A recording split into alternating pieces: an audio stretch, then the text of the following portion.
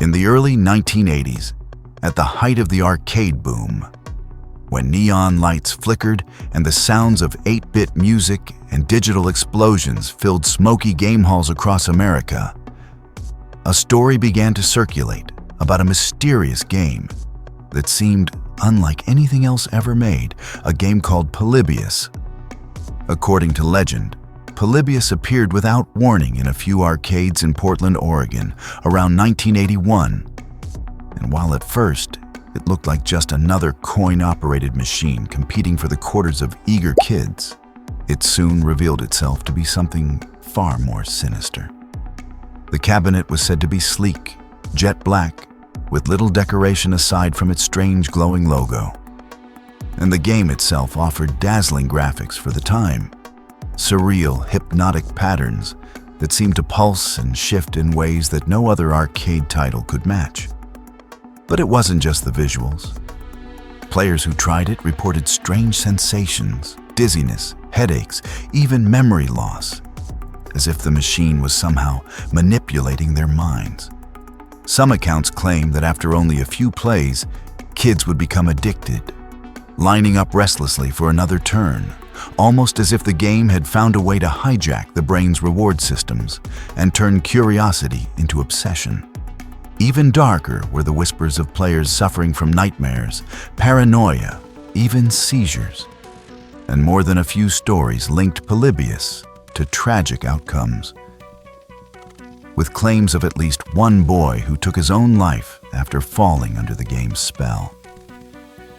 Adding to the mystery were reports that shadowy men in black suits would occasionally visit the arcades where Polybius machines stood, opening the cabinets not to collect coins like operators normally would, but to pull data, as if the game wasn't meant for entertainment at all, but was secretly running some kind of psychological experiment.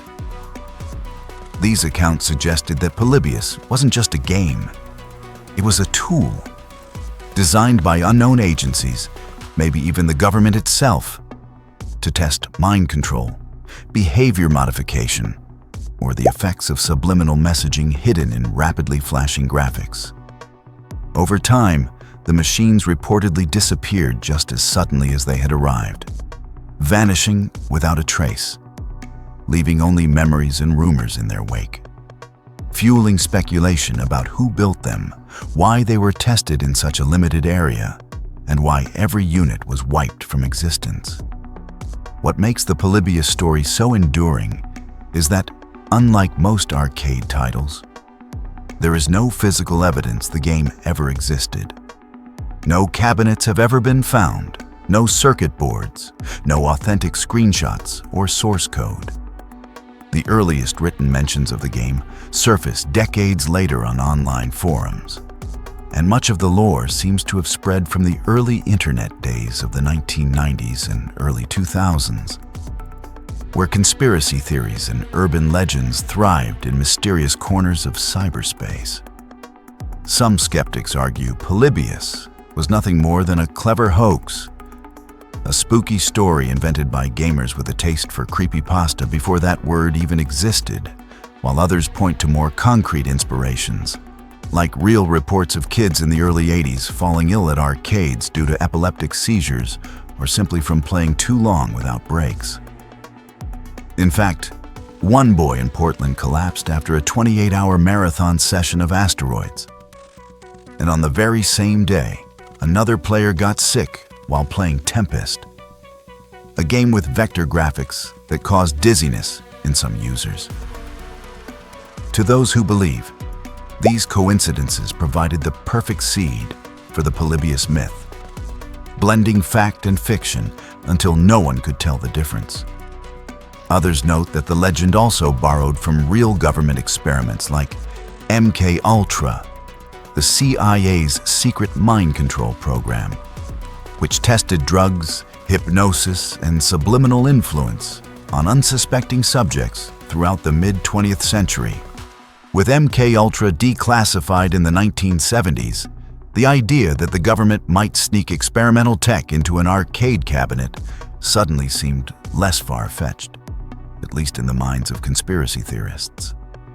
In this sense, Polybius represents a perfect storm of cultural anxieties: fear of brainwashing, mistrust of shadowy authorities, and the strange new power of video games, which in the 1980s were still seen by many parents as mysterious, almost dangerous machines that could hypnotize children. Decades later, the story of Polybius still refuses to die. It has appeared in documentaries, been referenced in episodes of The Simpsons and other TV shows, and inspired fan-made recreations of what the game might have looked like, complete with swirling geometric visuals designed to overwhelm the senses. And while no real evidence of the original machine has ever surfaced, the lack of proof has only made the legend stronger. Because in the world of urban myths, mystery is fuel. Whether Polybius was an actual government experiment, an elaborate prank, or simply the result of stories blending together in the haze of arcade nostalgia, it has become one of the most famous gaming legends of all time. A ghost in the machine whose power lies not in pixels or code, but in the human imagination. To this day, the name Polybius sparks heated debates in online forums, podcasts, and documentaries, each with their own theories about its origin. Some argue that the story reflects our deep mistrust of authority in the post-Cold War era, when tales of government secrecy, hidden experiments, and shadowy organizations seemed all too believable. Others see it as the natural result of gaming culture itself, a community built on curiosity, competition, and mystery, where rumors spread as quickly as high scores on an arcade leaderboard. In this light, Polybius becomes less about whether a physical machine ever existed, and more about what the story represents. Our willingness to believe in things unseen, especially when they tap into our deepest fears and fascinations. The genius of the Polybius legend lies in its ambiguity. Unlike other myths that eventually collapse under the weight of evidence, Polybius thrives precisely because there is nothing concrete to hold on to. There are no photographs, no circuit boards, no witnesses who can produce a machine tucked away in some dusty warehouse. Instead, there are only stories. And stories are powerful because they can be retold, reshaped, and reborn for each generation.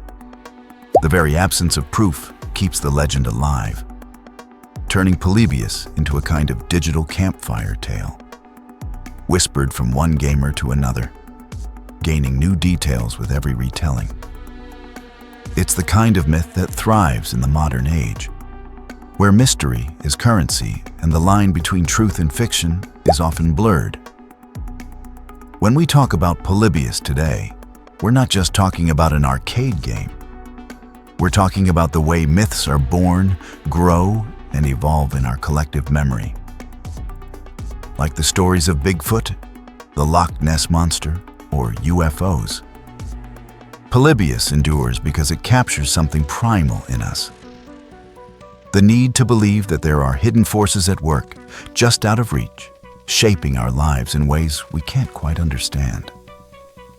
And unlike cryptids or flying saucers, Polybius is tied to a uniquely modern fear, the fear of technology itself. In the 1980s, video games were still new, dazzling and confusing to the older generation. Parents worried that games were addictive, harmful, even capable of corrupting young minds. Polybius seemed to embody those fears, taking the everyday glow of an arcade machine and turning it into something sinister, a device that didn't just entertain, but controlled. Even today, with the rise of algorithms, virtual reality, and immersive technology, the legend of Polybius feels strangely relevant. We live in an age where screens dominate our attention, where corporations and governments collect endless data about us, and where games are designed with psychological tricks to keep us hooked. In that sense, Polybius was almost prophetic. It may never have existed as a physical arcade cabinet, but as an idea, it was ahead of its time, foreshadowing the very real concerns about addiction, manipulation, and mind control that come with digital technology. This is why the story refuses to die. It speaks to our anxieties as much now as it did 40 years ago. So whether Polybius was ever real doesn't truly matter anymore. What matters is the myth itself and the way it continues to spark curiosity, fear, and wonder. In the end, the scariest things are not the ones we can see or touch, but the ones that linger in the shadows of possibility. And Polybius, the haunted arcade game that never existed, will forever remain one of those shadows. Half legend, half warning, and entirely unforgettable.